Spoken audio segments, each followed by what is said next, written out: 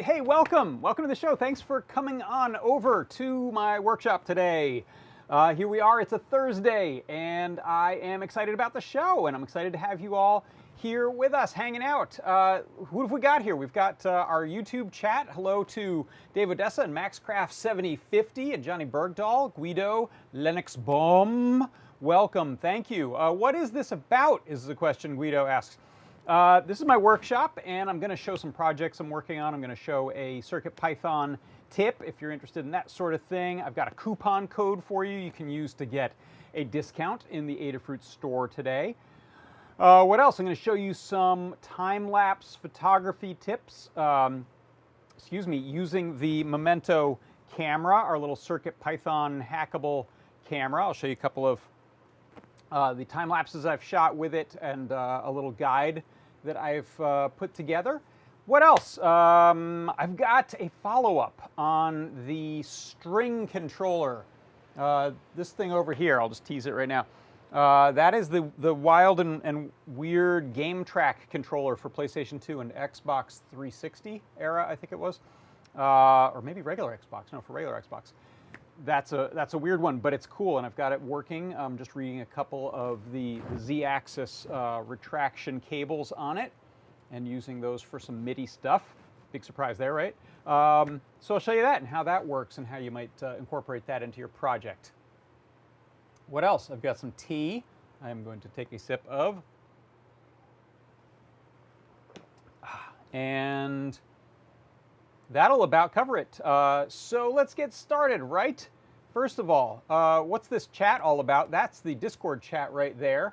What is happening? There's, oh my. That's the Discord chat. If you're somewhere like Twitch or Facebook and you don't know where the chat is happening, head on over to adafru.it/Discord. That'll take you right to our Discord server, and then you can look for this live broadcast chat channel. That's where the discussion around the show is happening. And who have we got over here? Andy Calloway, hello. Paul Cutler, Johnny Bergdahl, Gary Z, Starman, Blitz City DIY, Jim Hendrickson, Todd Bott, DJ Devin 3, good afternoon and hello. So that about sums up what's going to happen here. I hope that answered your question there, Guido. And as promised, first of all, I've got a discount code for you today. So that right there, that's the discount code that will get you 10% off in the Adafruit store today. Just type in Groundhog, because tomorrow's Groundhog Day. Type in Groundhog into your coupon code slot when you're checking out from the Adafruit store. There's the store right there. You can see we got some new products listed there. If you click on this little link, that'll take you to all new products. Go and find some stuff you want there. Throw it in your cart and then type in Groundhog at the end to get yourself 10% off. That's good for stuff. That won't work for gift certificates or software or for subscriptions, but it will work on all of the stuff that we sell in the store. Also, we have some other enticements, some freebies. And Kelly said that should be the discount code for every day, isn't it? I feel like I do this show every day, and it's always that. That's the coupon code, right? But anyway, free stuff. If you want to place a big order, if you've got a big order you're placing, you will get some little enticements here. If you spend $99 or more, you will get the free PCB coaster with the Adafruit logo on it. If you spend $149 or more, you'll get a KB2040 microcontroller as well as the coaster, these stack. If you place an order of $199 or more, you can get free UPS ground shipping in the continental US, as well as the KB2040 and the coaster. And if you spend $299 or more, you will get a Circuit Playground Express for free, as well as the ground shipping, KB2040, and the coaster. And as far as I know, I've never tried it, but as far as I know, the coupon code works along with all of that. I don't know which is figured first, the discount or the threshold on the freebie stuff. I'm not sure. Maybe I should ask someone at some point about that and let you know. But if anyone's tried that, what happens? Which goes first, right? Order of operations there. Hopefully you hit the threshold and then the 10% comes off and you still get the free things. That's my hope. That's what I'd want. So that's your coupon code for the day, Groundhog. That'll get you 10% off. And that works every day, always, for all time. Or until midnight tonight, if the day doesn't just reset. Something like that. All right, let me turn off this HVAC. It's getting warm enough in here. All right. So Guido says they were looking up instructions on how to control their winch. What are you winching? Like on a Jeep? What are you winching? Curious. And that brings us to, so I have a show on Thursdays. I did not, on Tuesdays. I did not have it this week because I was out of town, but on Tuesdays, I normally have my product pick of the week show. It usually looks something like this right here. Good grief. And you can tune in next Tuesday. I will be running the show. During that show, it's at the same time. During that show on Tuesdays, I will showcase a product pick, something new from the store, something old but good from the store, and we'll give you a big discount. If it's an Adafruit product, usually we give you 50% off, and that's good just during the show. So tune in next Tuesday to see what my new product pick is and to get a big whopping discount on it. But since I don't have a recap to show you, usually I'll show a recap on this show of that show. Since I don't have a recap this week, I will jump into a CircuitPython Parsec. So let me get a couple of screens set up for that and close some little alert windows that are bugging me. There, go away. Let me put this thing on Do Not Disturb. Don't bug me. Here comes CircuitPython Parsec.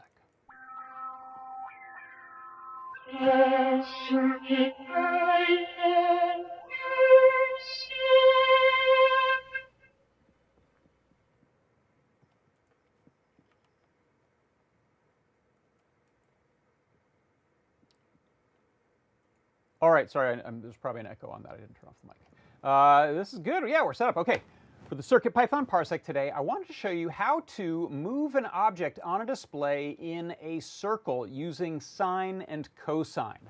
So if you look at my code window here, you can see in CircuitPython, I've got some libraries to import. Most importantly here is math. Bringing in the math library means that we can use sine and cosine. I'm then doing some pretty typical display setup stuff, and I'm making a little box. There's a little 5-pixel bitmap box that's going to be on screen, and it's green.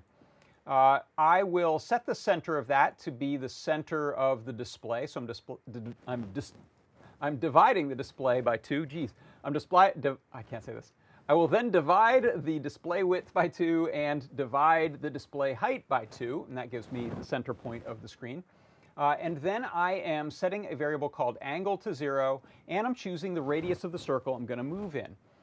Then, in order to update my display shape on every step to move it in a circle, I'm setting the y and the x based on, or I should say, I'm setting the x and the y based on sine and cosine, which helps us define a circle. So you can here see I'm setting center x, and an integer of the radius that I've chosen here, in this case 35, times math.sine, math radians, and the angle. And then for the y, it's center y plus int radius times math cosine, math radians, angle. We then update that position, so it moves it to that spot. We refresh, and then we're updating that angle that we are multiplying by, so that on every step, we are moving to a new position on that circle. And then we have a little bit of a delay. So what I'm going to do is start up the code again. And you will see on my screen there, I have this lovely little box that is moving in a really nice, smooth circle. We can change things like the radius of that. We can change things like the speed of that. Here, we're going to update that to be a little tight radius of 10. Let's see if we can still see it out at 100. That's going to start to get, I think, a little bigger than the screen. Whoa! Yep, running on and off.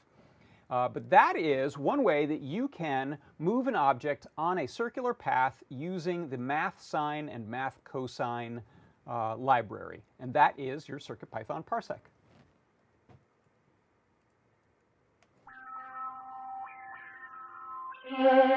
CircuitPython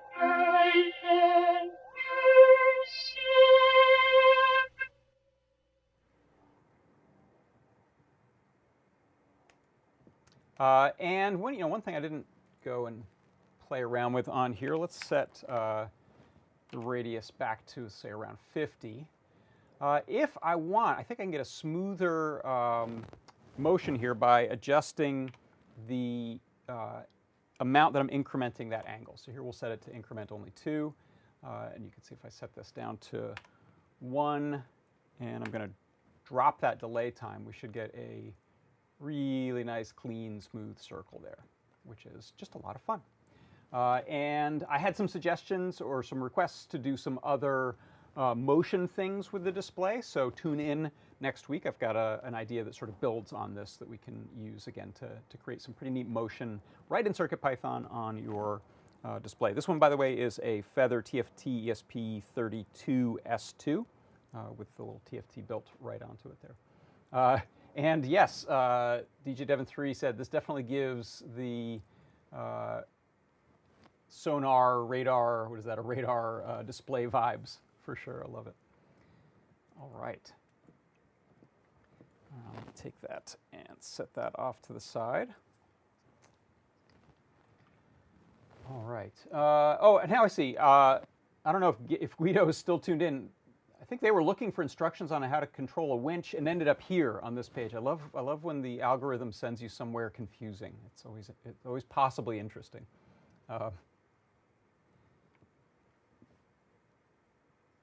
And we have a question over in the YouTube from a user named Is This YouTube? Hi, Is This YouTube? I love to see something done with the AirDrop Feather. What is the AirDrop Feather?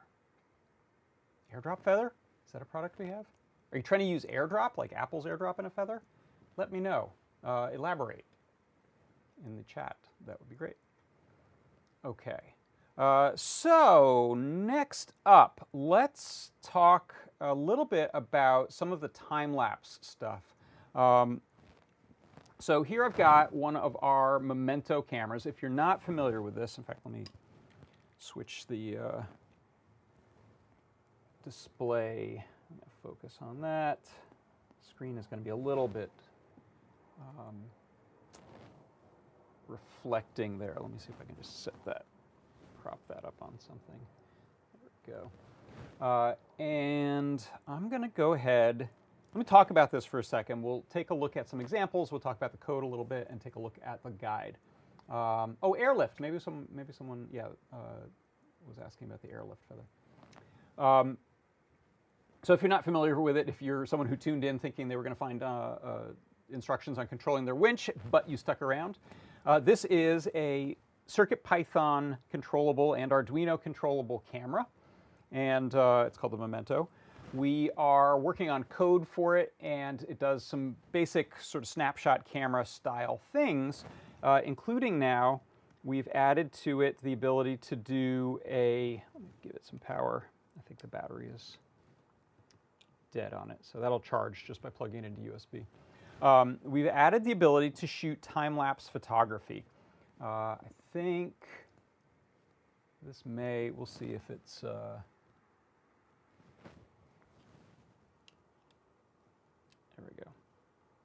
Okay, this is the right code. I wasn't sure if I had the right code on there. I don't have an SD card in there right now, but that's okay.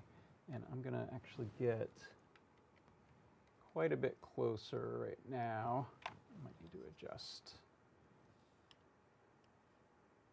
Okay, and let me refocus. So you can see right now, I'm not, I'm pointing at the dark desktop there, so we're not going to see anything on screen. But this is the essential PyCamera library camera example file. I was calling it Fancy Camera or Fancy Cam. But in this, we've now added a new mode, which is this time-lapse mode. So if you look at the different modes that we have here, I can go stop motion mode, Game Boy mode, which gives us this dithered 1-bit look, a GIF mode that'll shoot little 15-frame GIF animation, regular snapshot mode, which saves JPEGs, and then there's this new mode, which is time-lapse, just says lapse there. So Limor added this and gave us some really cool features, including the ability to set, this is kind of the main thing, set the interval to anywhere from, there's a sort of a menu of presets in here, 5 seconds up to an hour. And what that means is when you hit go, which is done with this little OK button here, changes that right there where it says stop. When you hit go, hit OK, it will count down however long the interval is on this intervalometer baked into the camera. So in this case, it would wait 5 seconds, counts it down, takes a photo, repeats that forever, saving to the SD card on there. I don't have one plugged in right now. So what you can do is you can set this as a documentation camera. Let's say you're building something, soldering together a kit or something like that, and you want to get a little time lapse. If you shoot every 5 seconds, every 10 seconds, every 20 seconds, something like that, you can then play those frames back and you get a nice sped up but really clear type of time-lapse playback video that can be played back as a video, it can play back as a GIF animation, you can just use it as still frames for documentation. And there are generally some benefits to shooting that sort of thing with a true time-lapse mode that's taking still photos versus just taking an hour-long video. First of all, there's the space, right? So if you shoot a long video, it can take a lot of space. Also, you will end up with just a lot of frames to kind of pick through and find the good ones. With time-lapse, you get essentially real photos, real snapshots, albeit with this, they're of a limited resolution. It's a 5-megapixel camera. But for artistic time-lapse, for certain types of documentation time-lapse, really cool. I've said I will show you some examples. Let me go over here real quick, just to YouTube. So these are some that I posted. Here is a, I'm going to turn the sound off on this. Here is a Lego set time-lapse that I put together. And so I had this shooting, I can't remember now, was it every 5, it might have been on every 5 seconds. And then I just strung those together as a single movie, could also save it as a GIF, and told each frame to hold for, I think, maybe 6 frames per frame. So it doesn't just go by like that. Since you have just a limited number of frames, you can retime that. And that's something you can retime in video editing software. It's also something you can retime using a GIF animation software. And I have a page now in the Momento guide that shows you how to do that. Here's a different type of example. By the way, I'll confess, this is just played back in reverse. I had already built this set. I actually did the time lapse of me taking it apart just because that's a much faster, easier way to do it. It's a way I like to cheat sometimes on build videos, is build it first and then you don't have big pauses where you're digging around trying to find a part. But if you just play the frames in reverse, you can get what looks pretty convincingly like a build. So here's this one doesn't lie. So this one is a sky time lapse. So there were some clouds in the sky and a little bit of wind, which was cool, also somewhat unusual here in Los Angeles area. So I put this camera up on a rooftop and set it, I think, to every 1 minute. I think it was every 1 minute it took a frame. Then again, strung them together in Premiere and held them a little longer just so it wouldn't go by too fast. So you can see it has like a steppiness to it, but it's kind of a nice artistic looking cloud movement there. Some really neat clouds. We had rain today as a result of clouds coming in. Not too surprising. So that is, I think, 2 hours sped up into 1 minute increments, and then those are each played back for, I think, maybe 8 frames or 6 frames, something like that. And so the time lapse, this is, by the way, these are on our YouTube, and those are now going into, I think I already put these into the Learn Guide. So the time-lapse instructions, if I take you to Learn Guide, and here's the Momento guide, we have some projects along the side here, CircuitPython Momento starter projects. If you open that, you'll see there's one called Timelapse. There's the GIF, and you can see I didn't hold it as long there, and it's a subsection of it, but it's maybe, I don't know, 30 frames? I think it's 30 frames of it. There's the YouTube version of that. Funny, I didn't do anything intentionally to change the colors, but we do get some differences in the colors between the GIF and the video there. So this takes you through, shows you how the settings work. Another interesting one is this high power, medium power, low power. So I'll show, let me show you this as a larger example. So if you look here, pop a SD card into here as well. So you can see on the screen here, it's going to, let me focus that a little bit. It's going to detect the card. You press that in, and then it says SD OK. So there's a little switch built into the SD card reader. It can tell when a card goes in, and then it checks its health to see if it's going to save photos or not. So in time-lapse mode here, if I go ahead and hit OK, right now you can see it's going to count down. We do have some screen flickering. It's just kind of unavoidable right now. It'll take that photo, and then it's going to start to count down the next one. Snap, save, count down the next one. And you can see the whole time I'm getting an update of the viewfinder. So this is high power mode. If you have this just with battery, this will eat the batteries the most of any of the 3 modes that we have for power. If I hit the select button, I can go to medium power mode. What medium power mode does is it stops updating the viewfinder in real time, and it only updates when it takes the photo. So you can kind of use it for framing, but not a lot of real-time framing. And then the last one is the low power mode, and this one I think never updates the screen. Let's see. No, it does update the screen, but it does drop the backlight a lot. You can see how dim that is. So this is a really good one if you're trying to conserve battery life, but you at least do still get to see what's framed in the image, especially if you tip your camera over and want to set it back up, or if you're moving things in and out of frame, that can be a help. So you can switch between those at any time, which is nice. It'll keep running everything. And then you can see if I hit stop now and pop that card in, we would have those 10 frames or whatever of animation there that we can then stitch together. So if you look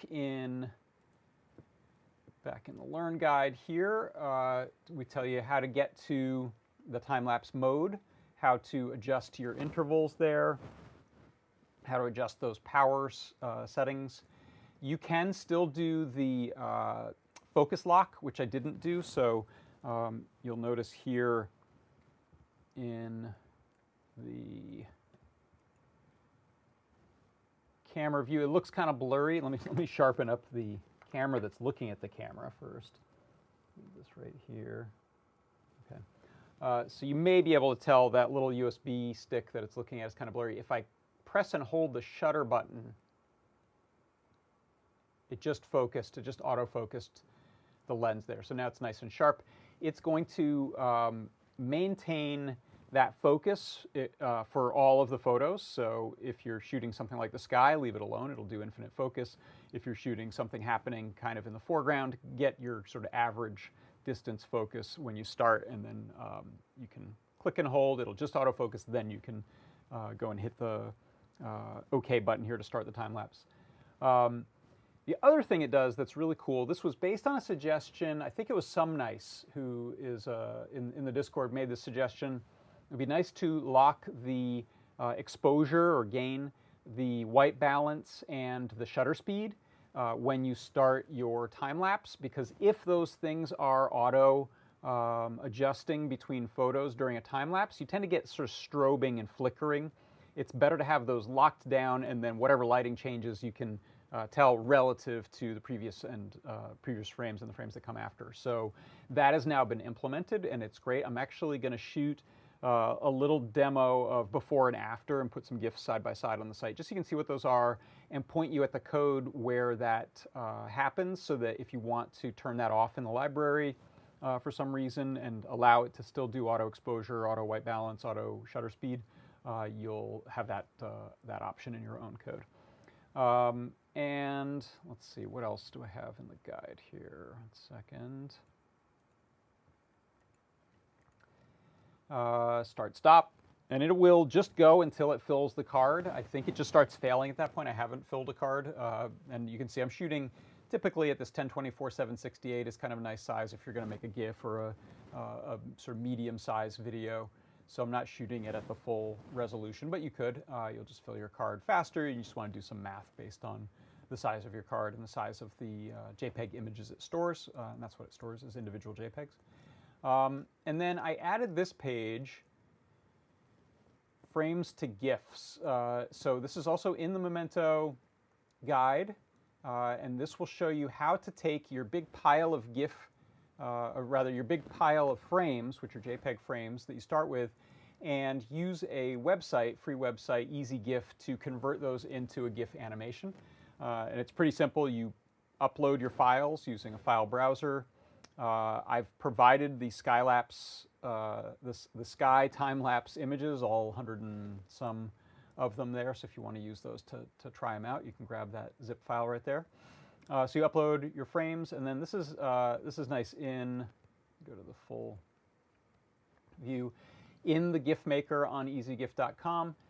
Here you can see I've uploaded about 30 frames. It shows them all. You can then go in and do things like skip a particular frame. Maybe you have someone walked in front of the camera for one frame. You can just turn it off. Even if you uploaded it, you can just hit the skip button. It'll skip that frame. If you want, for some reason, to duplicate frames, maybe to move a copy of that frame somewhere else, you can click on copy. It'll duplicate the frame. I think you can reorder them here. I haven't tried that, but I think you can reorder your frames. And then you can change the individual frame delay. So it's kind of nice sometimes to hold the first frame and the last frame longer, depending on the type of animation you're doing. So you can just set the delay, I think, in milliseconds there. And you can also just change to a certain frame range if you want to, using this toggle range of frames. Then, if you scroll down a little more, you'll see in this Make a GIF box, you can do a delay for all. So if you want to just take all the frames and adjust how long they're held for in the GIF, you can do it right there. You don't have to do it on every single one. Usually GIFs are set to loop forever, so the loop count, if you leave that empty, will just loop forever. If, however, you want it to maybe play 4 times and then stop, so that a web page isn't too annoying and distracting in the side, you can change that. I don't know if all browsers respect that or not. I've usually run GIFs as forever looping.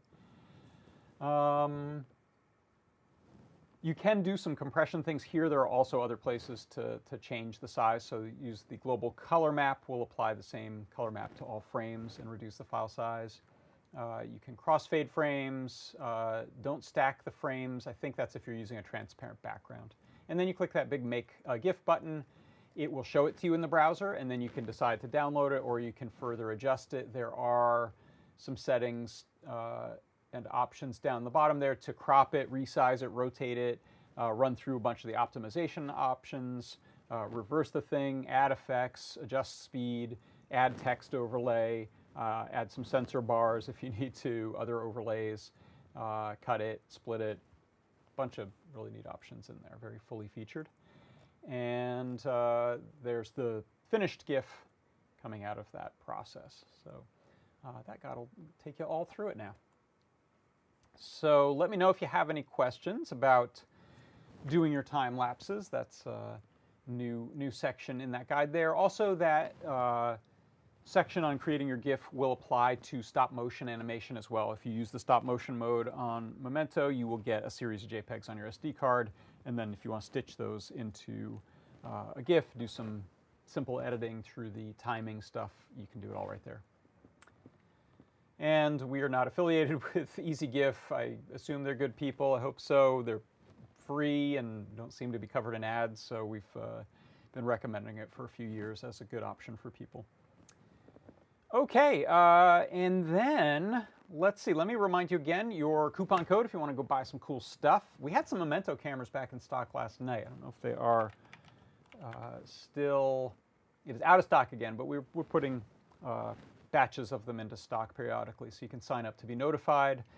If that happens to happen before the day is through, you could use the Groundhog coupon code to get 10% off. Otherwise, use it for maybe some other good stuff. Okay, so last thing I want to do is go back into this cool thing. So let me zoom in here a little bit.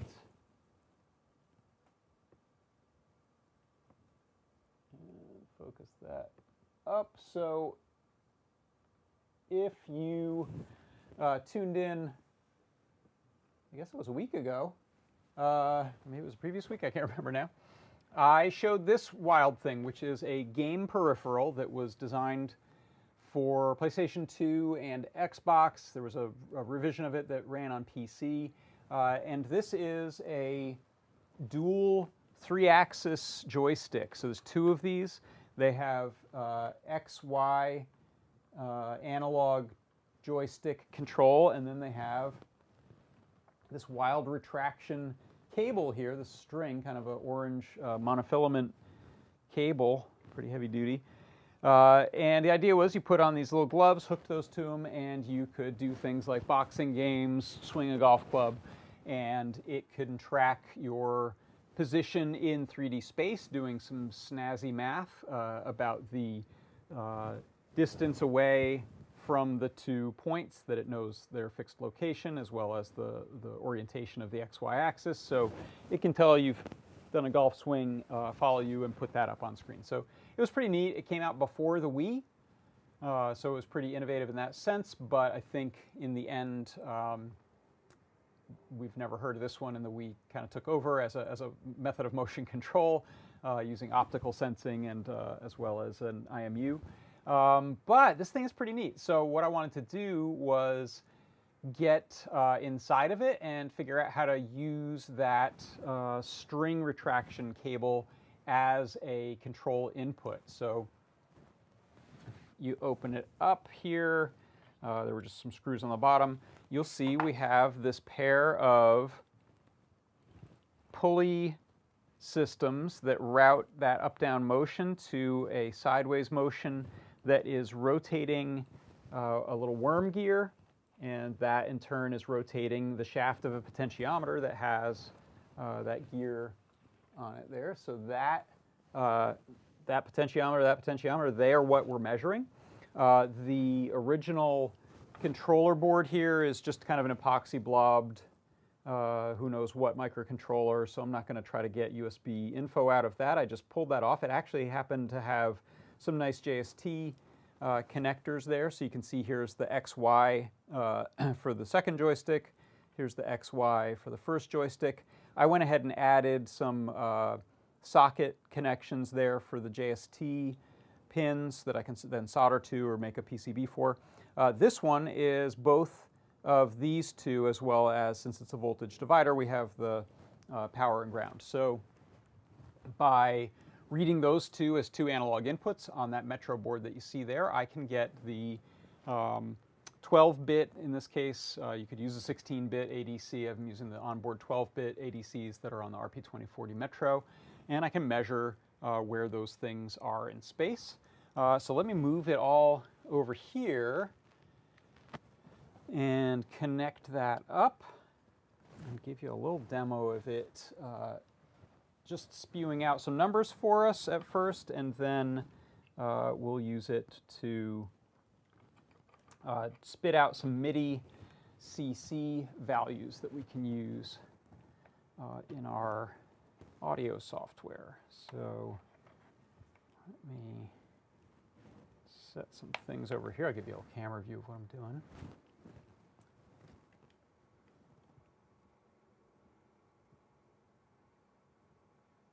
And I will brighten this up here. That's pretty good. Keep it kind of far away so you can see that sort of string motion happening there. Let me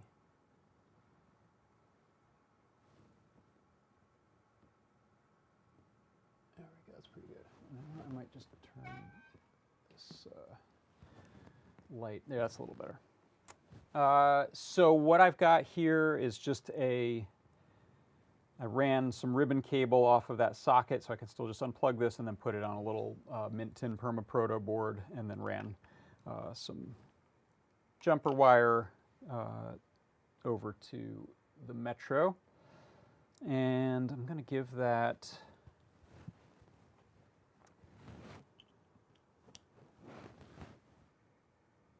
some USB power. Now, I'm going to turn that down a bit. In fact, I'm going to turn that down all the way while I add one window. I'm going to add an Ableton Live window here.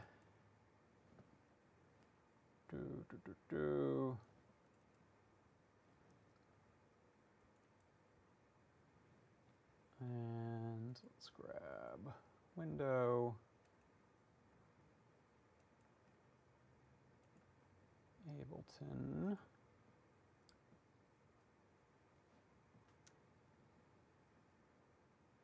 And we're just going to look at this little bottom section here. So I'm going to, let me do a little scaling and cropping there. So that's a little easier to look at. Crop the top of that down. Okay.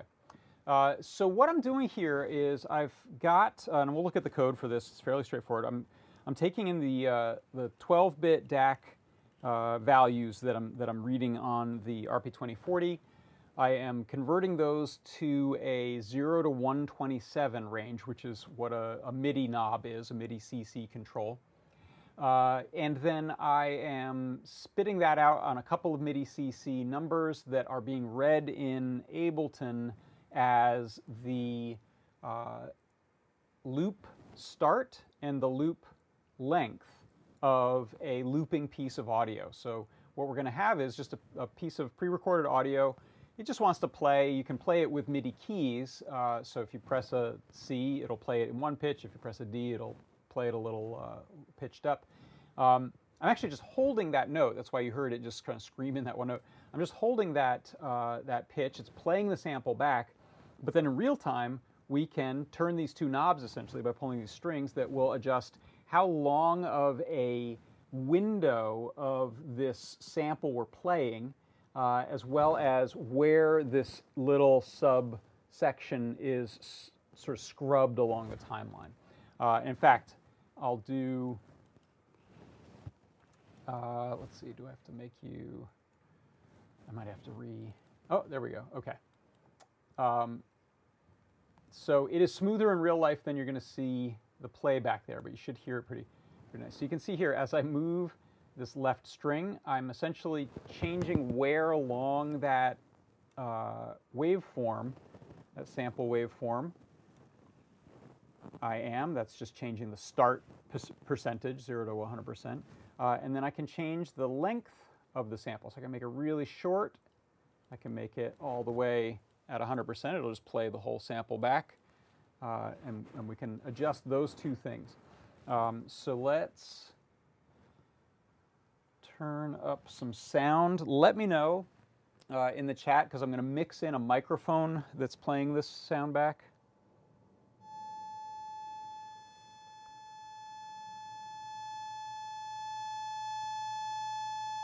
And I want to know if that's terribly loud. Let me go to a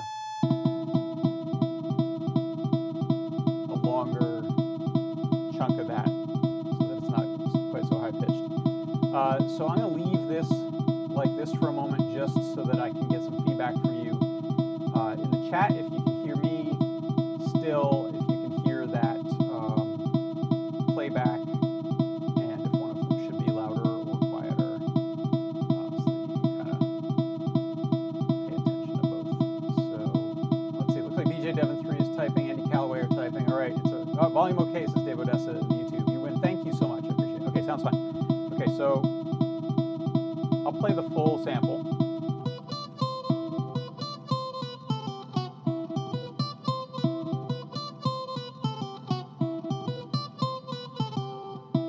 So that is it's called guitar noodling or acoustic noodling.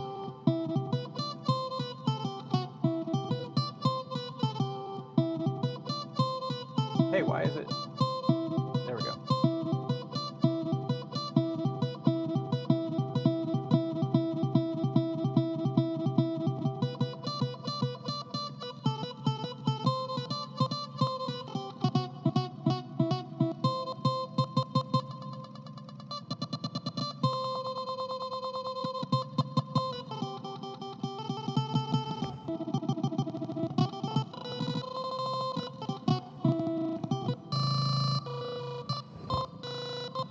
And these things are a lot longer than this, so I actually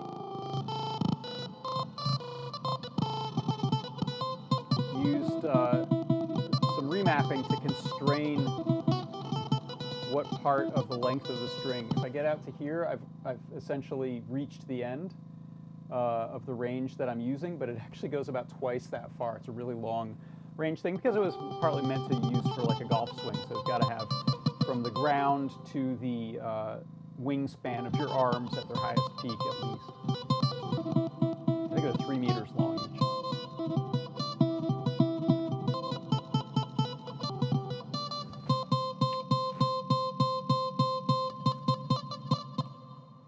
And I'll stop it there by pressing note off.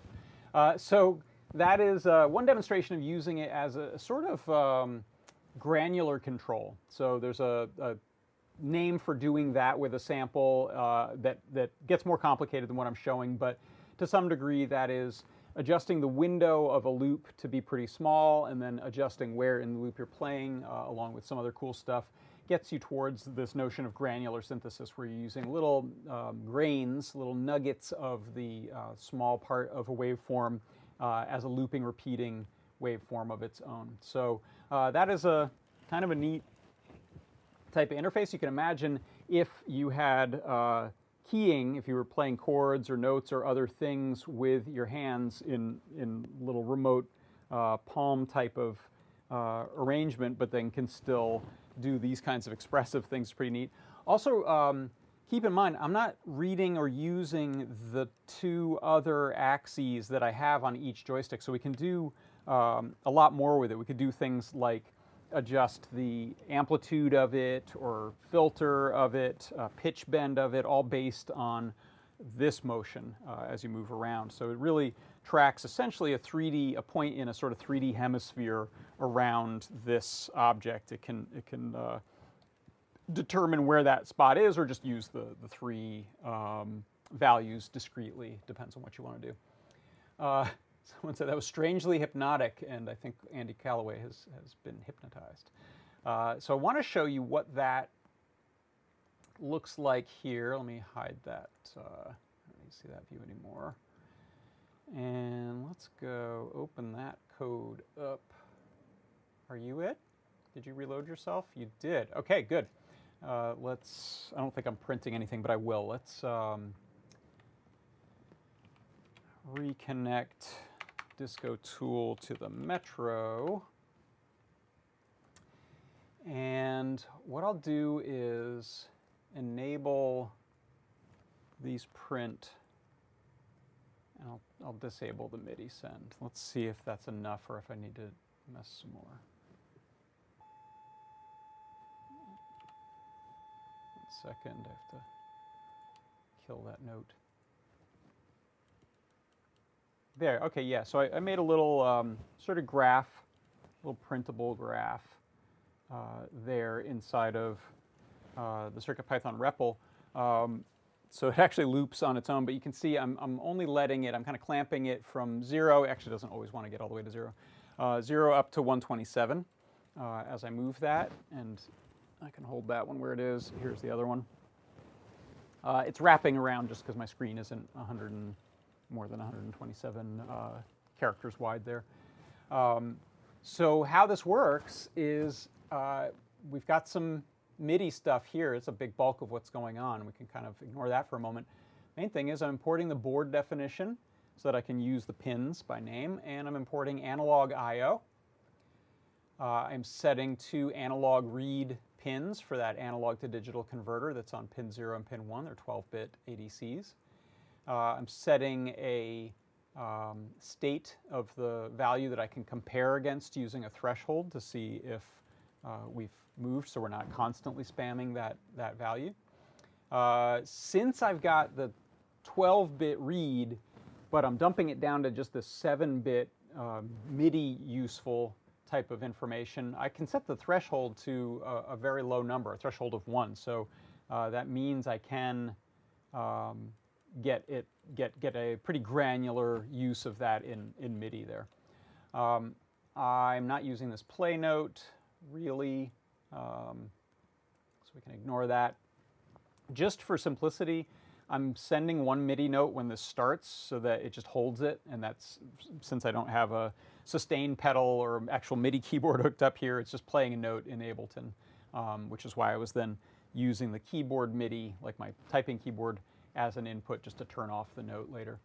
But you could also have a keyboard, you could have kind of any other type of MIDI controller involved, a sequencer, that sort of thing. The question from C. Grover, is it playable with both strings in one hand? Yes and no. You might want to set it up on something like a marionette string, like rod. So if you had hold of a rod and these were on either end, then you could pull them together, but you could also tilt to do that kind of stuff. And I was thinking this could make for kind of a neat puppeteering interface if you had a marionette type of puppet in CG, 2D or 3D CG.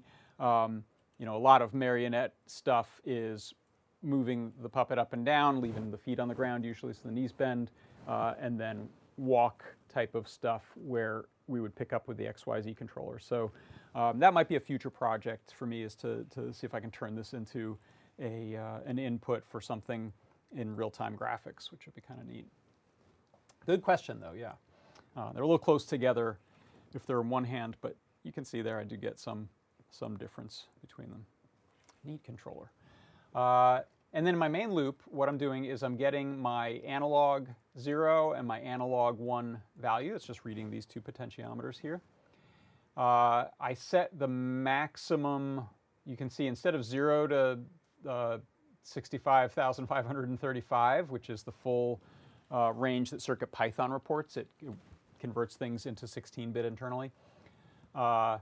I'm just clamping that down to this little range of 45,000 to 65,000 just because I didn't want to walk all the way over here to use the full range. These are long. Then I'm using some remapping to turn those values into 127 to 0. I just kind of needed to flip that. You could probably also just flip the power going to those potentiometers if you wanted to. And then I'm clamping those to 0 to 127 so it doesn't give an error if it tries to throw a number outside that range to a MIDI message. We'll have an error. I was doing some stuff with pitch bend, and that's a different range, so 0 to 8192 or negative 8192 to positive 8192 is kind of the full pitch bend range for MIDI pitch bend. And what else? Then I'm checking to see if they've changed. So I check last value 0 to see if the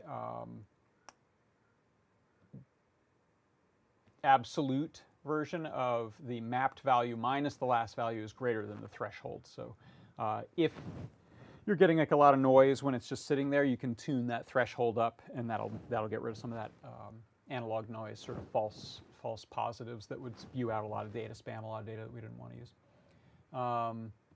Oh, Cedar Grove says, yeah, you could also do yo-yo tricks if you grab one mid-string. This kind of stuff. Fun fact, I was in Chico, California recently where they have the National Yo-Yo Museum. It's just the back of a small shop, but they have, that's where like some big yo-yo conventions are, and they have an incredible collection of yo-yos. So I randomly happened there and had to check it out. It was highly cool. I got a t-shirt, I'll wear it sometime. I don't yo-yo, I don't really know anything about it. Then what I'm doing is setting the last value to be the current value, so that it kind of resets that process of checking against the state. And then right now all I'm doing is printing those mapped values out and also setting the number of spaces or underscores there to equal the value. So that's why we get 0 to 127. We can change that to be a smaller graph by just cutting it in half. So now 127 stops there. And I need to turn off that node again. There, I'll turn you off. And a little bit of a delay in there. And that is it. So Andy Calloway says the yo-yo industry has its ups and downs. Hi, Dievolve. You say, I was excited about this before you opened up live. Glad I found this even if I'm supposed to be doing other more practical things right now. Good, well, thanks for joining us. I'm glad you stopped by. Yeah, digital marionette, wouldn't that be fun? It really just, it feels so much like a marionette type of thing. So, could be fun, could be really fun. I think the kind of easiest thing may be, the most elegant thing may be, refocus here. And let me make this big. You're the wrong screen. There. So what I'm thinking, these are, what are these, JST SH? PH. So these are JST PH connectors that were on there. That's what's on the original board that shipped with it. There was a little bit of hot glue there. I just kind of pried it off because I couldn't find any isopropyl alcohol here in the workshop, but use the isopropyl alcohol. That'll usually pop off if it's hot glue. So those there, we do sell a little kit of these, and so if you've got some of these 4-pin connectors, that's what the cables plug into. That's what's on this board here. Same little guy there. That's a nice little standard. So that, however, is not 0.1 inch spacing, so you can't use that on a regular breadboard or permaproto board, which is why what I did was grafted some silicone ribbon wire to it and then soldered that to this intermediate board, and now I can plug sockets into that or solder directly to it or whatever. It just kind of breaks it out. What I'd like to do, though, is design a little PCB that these can all plug into with a maybe QT Py and maybe a 16-bit ADC. We have, I couldn't find this one last night, and I found it in here this morning, but we've got some of these little Stemma QT. This is the, which one are you? ADS 1115 is a 16-bit ADC. So there might be one we have that's multi-channel that's a better option. I can't remember how many channels that one has. Is that 4-channel? Oh, geez, it is. Yeah, that one might work great.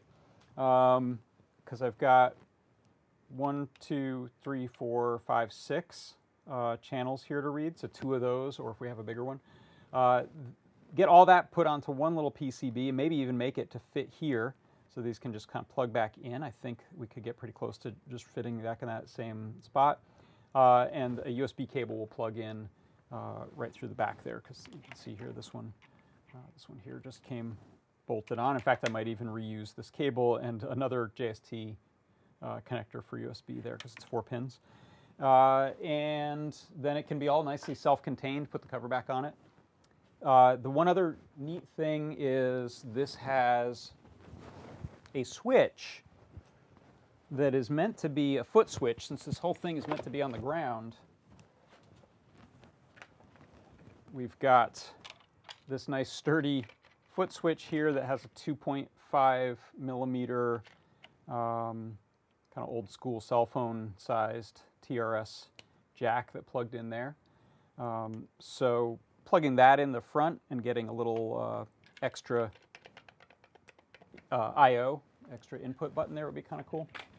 So then it's just general purpose, who knows what, marionette, could be MIDI OSC, which is higher resolution, could be cool too. So go look for these. You can still get them for between 30 and 50 bucks, I think, on eBay. They made a lot of them. They just didn't stay around for long. So they're out there, and they're not crazy expensive. They're not particularly desirable for collectors. So that's that. I just wanted to update you on actually doing something with this. I know I did a little teardown of it the other day.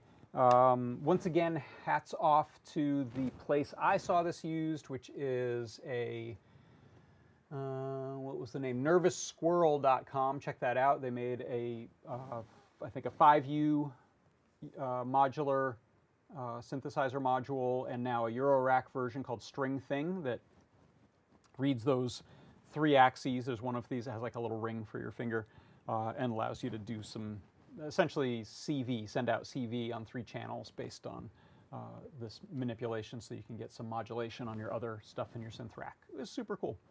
I think these pull out. You don't actually need that pulley. You can go direct right there, just like a string toy on the back of a toy. And that module there kind of fits, barely, but kind of fits into a deep Eurorack case. So that's how they had that set up. Side-connected JST connectors, Yonisku7 says. That's a good idea. Yeah, if I have like a 90-degree angle ones like that, so they can take up a little less space, that's a nice way to do it. Is that it? I think that's going to do it. So, hey, thank you everyone for sticking with me for this. Hope that you found that entertaining, particularly our new accidental viewer, D-Evolve. Thanks for stopping by. I'm glad you found that to be cool. Carter has a suggestion on 8-bit ADC that I can consider. Yeah, I don't know. Probably 8-bit's fine if I'm just doing MIDI stuff. It's already twice the resolution we need. So there you have it. Last thing I'll do is remind you, if you want to go get yourself a discount over in the store, Groundhog is your discount code today, so that'll get you 10% off. Just type that in the coupon code slot on the way out and save some money. All right. Well, hey, thank you everyone for stopping by. I will see you on Tuesday. I believe Scott is planning on doing a deep dive tomorrow, if everything works out with daycare and kids and things like that. So check it out. Check our blog. Check the live broadcast chat channel to see. And then we'll start back up on our regular slate of shows on Tuesday. Also, there may be a Foamy Guy deep dive over the weekend. I'm not sure. So again, check the blog and check in the Discord. All right. Thanks, everyone. For Adafruit Industries, I'm John Park. This has been John Park's Workshop. See you next time. Bye-bye. Thank